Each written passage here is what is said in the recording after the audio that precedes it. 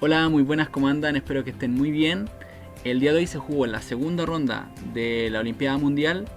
Chile Open se impuso 3,5 a medio ante El Salvador y las chicas en femenino cayeron 3,5 a medio ante Serbia. En esta ocasión les traigo la partida del tablero número 4 del Open, que estaba jugando con blancas el chileno Matías Pérez, maestro internacional, versus un maestro internacional también de El Salvador de apellido Arias. Entonces Matías llevaba las piezas blancas, jugó E4, su oponente jugó C5, caballo F3, D6, D4, peón por, caballo F6, caballo C3 y A6, planteando una defensa Najdorf. Luego de alfil E3, E5, Matías jugó caballo F3. Lo que más se suele hacer acá es jugar caballo B3 y tratar de plantear un ataque inglés luego, con movimientos tipo F3, dama D2 y bueno, en algún momento tratar de lanzarse por el flanco de rey, y el rey blanco suele enrocarse por el flanco dama con enroque largo. El negro en estos casos va a atacar por el flanco dama, va a intentar aprovechar la columna C, ¿verdad? Y bueno, buscar cierto contrajuego. Sin embargo, Matías juega con caballo F3, que es una jugada de carácter más posicional. Intenta controlar la casilla D5 y va a buscar enrocarse en corto. Su rival juega con alfil E7, Matías sigue con alfil C4. Una de las jugadas que más le gustaba a Bobby Fischer contra la siciliana, dejar el alfil ahí para irrumpir en esta diagonal. De esta manera también se prepara siempre para estar controlando la casilla D5. Dama C7, alfil B3, ¿verdad? Ya que nos atacaban el alfil E6 y Matías se enroca. Su rival se enroca y caballo H4. La idea de caballo H4 básicamente es muy interesante. Tiene como objetivo en algún momento tratar de saltar a la casilla F5 y de hecho ya estar más o menos controlando esa casilla. De repente en algunas variantes que observé también en otras partidas que se jugaron, muchas veces el blanco podía recurrir al movimiento F4, aunque en esta partida la verdad es que no fue necesario hacer ese movimiento. Las negras, para evitar el salto del caballo F5, hacen G6, lo cual inmediatamente aprovecha el blanco para introducir su alfil en la casilla H6, aprovechando que el rey, digamos, ha debilitado un poquito. Torre 8 y dama D2, conectando a su dama con su alfil. En este momento el oponente de Matías jugó caballo C6, que digamos que dentro de la base de datos de partida es el movimiento secundario. En este momento el movimiento que más se realizó fue caballo G4, con la idea de atacar el alfil de H6 y atacar el caballo de H4. Bueno, en este caso el blanco tenía que jugar alfil G5 defendiendo ambas piezas, y después de alfil por G5, dama por, la mejor jugada ahora del negro es dama D8 con intención de cambiar un par de damas y cambiar un par de piezas y bueno, ir reduciendo un poquito la presión que tiene el blanco en la posición. En este momento lo que jugaría el blanco sería caballo F3 defendiendo su dama, dama por dama, caballo por y alfil por B3, por ejemplo, peón por, y bueno, creo que la posición sigue siendo un poco más fácil para jugar con blanca. Por ejemplo, después de caballo por G5 también se podía jugar caballo C6 sin cambiar en B3, y ahora creo que después de torre D1 las blancas siguen estando un poco mejor. De todas maneras se llega a una posición como ya casi en un final, donde las negras quizá podían luchar por la igualdad. Sin embargo, el oponente de Matías jugó caballo C6, a lo cual Mati juega muy preciso y realiza el movimiento caballo F5. Hasta este momento todavía se habían jugado 4 partidas justo antes de que se jugara la de hoy. Alfil por F5, peón por F5 y caballo D4. El caballo irrumpe en el centro y de alguna manera amenaza al alfil, al peón de F5. Bueno, el caballo queda bastante flexible en esta posición. En este momento Matías captura en G6, peón por, y realiza un movimiento muy fino, que es la jugada alfil G5. Esta jugada, la verdad, cuando la vi hoy día en directo, Bueno, me pareció bueno, una jugada muy instructiva de parte de Matías. Si se fijan, la idea es la siguiente: él quiere capturar el caballo de F6 con su alfil, o sea, bueno, devolver de momento la pareja de alfiles, pero va a dominar las casillas blancas del centro, que son muy importantes porque bloquean esos peones centrales del negro, y también con piezas en esas casillas va a tener cierto control dentro del campo enemigo. Así que la verdad, bueno, una jugada y un plan muy bello de poder realizar.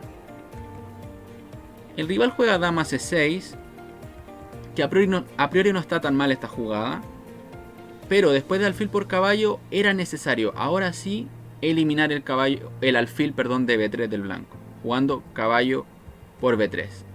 El oponente de Matías jugó alfil por alfil, y vamos a ver que es un error grave en cuanto a la estrategia de la posición.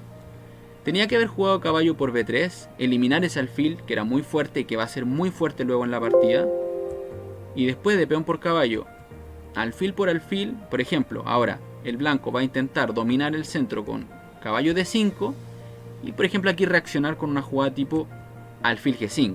Esto no fue lo que pasó en la partida, recuerden que el rival no capturó en B3, pero esto podría ser un poco lo que hubiese jugado el negro para luchar, digamos, por la igualdad, o luchar por buscar ciertas maniobras para, qué sé yo, tratar de buscar el punto. Fíjense que después de alfil G5, si dama por alfil, dama por caballo, la posición sería más o menos igualada.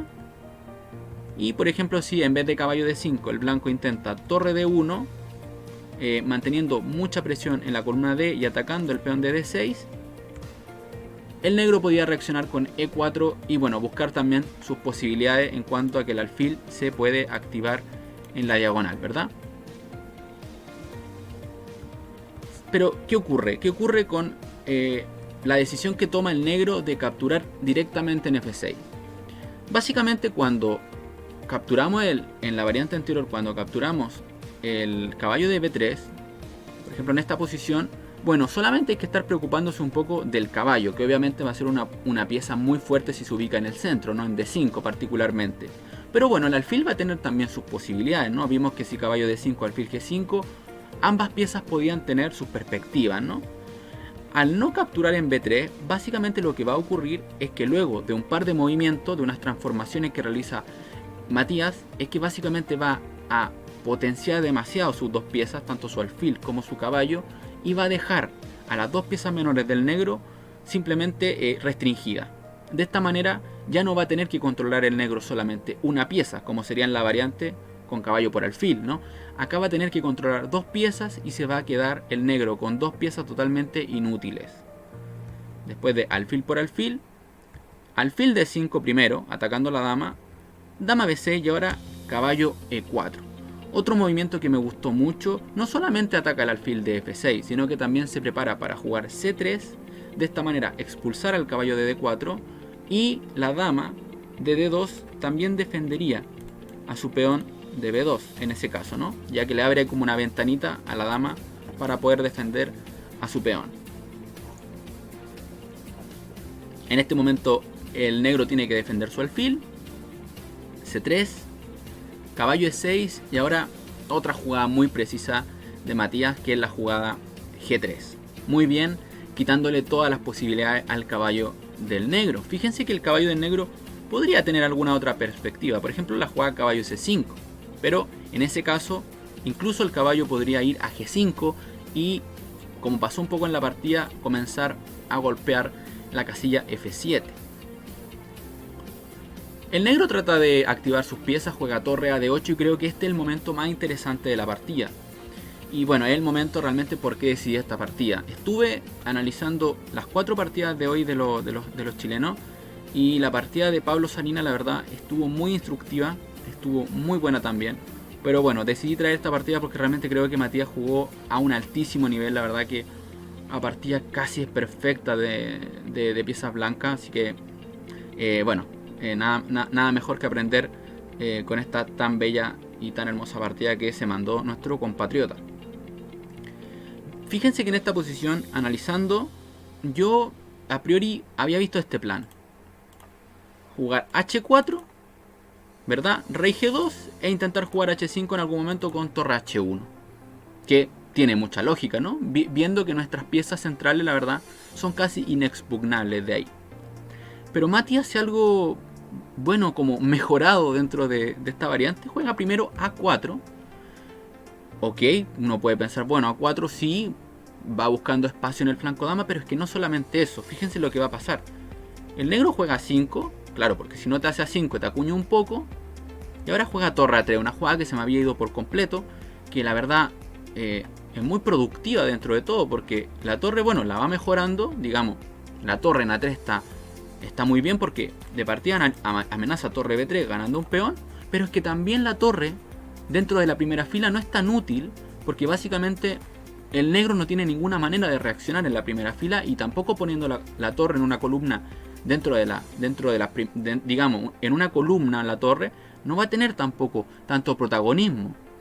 Y vamos a ver cómo esta torre de A3, un par de jugadas después, va básicamente a clausurar la partida. Sinceramente, al principio uno lo ve como algo, un detallito, pero luego cuando yo veo la partida digo, si es que realmente Matías se proyectó hasta el final, es que realmente es una obra de arte. Vamos a ver luego cómo esa torre, no la olviden, cómo esa torre va a decidir la partida. El rival se escapa, juega dama C7, torre D1, centralizando su torre, trae todas las piezas al juego, B6 y H4. Y comienza a atacar de alguna manera lateralmente la estructura del rey negro. Fíjense que la estructura del negro está ciertamente debilitada porque solamente tiene dos peones defendiendo. Y en algún momento podríamos pensar que si el peón llega a H5 forma tensión y obviamente debilitaría aún más la situación del rey negro. Dama E7, dama E3, centraliza la dama y ataca el peón de B6. Caballo C5 y ahora caballo G5.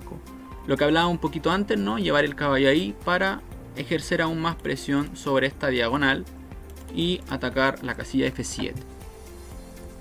Torre F8 y B4. Obviamente intenta ganar espacio en el flanco dama y presionar un poco más a las piezas negras. Obliga prácticamente al negro a jugar caballo D7 para mantener su peón de B6 defendido, y el caballo en D7 ciertamente va perdiendo espacio. Dama E4 amenaza dama por G6, por ejemplo, que sería jaque mate. Fíjense que por ejemplo si el negro quisiera jugar caballo F6 para atacar la dama y el alfil después de dama por G6, el negro no podría capturar el alfil de D5 pensando en que luego podría comer la dama, porque si el caballo se va de F6 el blanco podría simplemente darle mate en H7.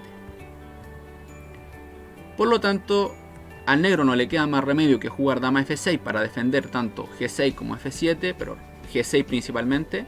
Y ahora torre D3, trayendo la torre hacia la casilla F3. Fíjense cómo el dominio de las casillas blancas en el centro es completamente para las blancas. Dama F5 intenta el negro. Y ahora la transformación de la posición, la verdad me gustó mucho.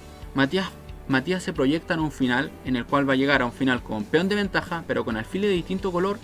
Pero la verdad es que determina muy bien que la ubicación de sus piezas es fundamental para tener la iniciativa y poder seguir incluso presionando con pocas piezas y ganar la partida en pocas jugadas.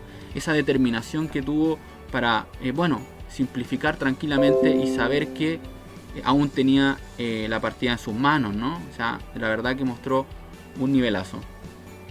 Torre F3, caballo F6, torre por dama, caballo por, torre por peón, caballo por caballo, torre por torre, rey por y peón por caballo. No hay mucho comentario en los cambios, la verdad que era todo muy forzado. Y en este momento el rival le juega torre C8. Ok, a priori tenemos un final de torres, alfil de distinto color, un peón de más para el blanco. Podríamos pensar, bueno, el blanco tiene peones doblados en G. ¿Cuán grave puede ser la situación del negro? Es que si analizamos las piezas y nos vamos a dar cuenta ahora cómo vamos a potenciar la torre de A, las piezas del negro, la verdad, no tienen ninguna opción para poder luchar contra las piezas blancas. De partida, si vemos el alfil, por ejemplo, de D5 en comparación al alfil de G7, o sea, salta a la vista que el alfil de D5 controla todo el tablero, mientras el alfil de G7, la verdad, tiene una situación muy pobre. La torre de A3, que hace un momento dije, acuérdense de ella, vamos a ver cómo se va a activar y va a decidir la partida. Primero, peón por peón y C4. Muy rápido en su actuar. Simplemente juega C4 con la intención de llevar la torre hasta F3 y de esa manera entrar a la posición de las negras.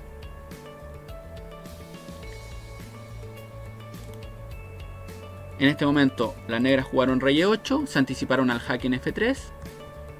Matías juega torre B3, controlando la columna, alfil F8, torre B5, ataca el peón de A5, alfil E7, torre por A5, alfil por G5 y torre A7, controlando ahora la séptima fila, y la torre va a poder pasar de un flanco a otro sin ningún inconveniente. El negro jugó alfil D8, torre F7, ataca el peón de G6.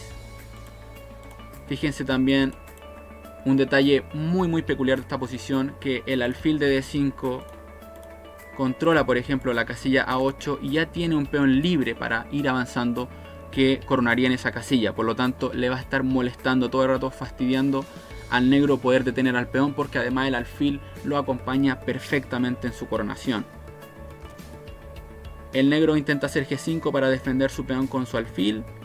Matías juega torre G6, amenaza el peón de D6 y después de alfil E7, torre G8 y las negras abandonan. ¿Por qué? Si intento cubrirme de alfil en F8, seguiría torre por G5, como dijimos antes, dos peones de más y el peón de A que corona en la casilla blanca con su alfil sería suficiente para ganar en pocos movimientos. Y si es que la torre, y si es que el rey intenta proteger a su torre con rey D7, simplemente alfil E6, una jugada que desviaría a la defensa del rey de su torre, y luego de torre por torre con calidad de peón de ventaja probablemente aumentaría la ventaja luego y las blancas ganarían. Por eso en este momento las negras abandonaron. Bueno, nada más que decir, realmente una partida brillante. Felicidades a Matías, la verdad que muy fiel a su estilo. Bueno, nada más que haberla comentado y haber aprendido algo. Ojalá que ustedes también lo hayan hecho. Nada, seguir mandándole el mejor de los éxitos a nuestros compatriotas, y a ustedes los veo en el próximo video. Hasta pronto.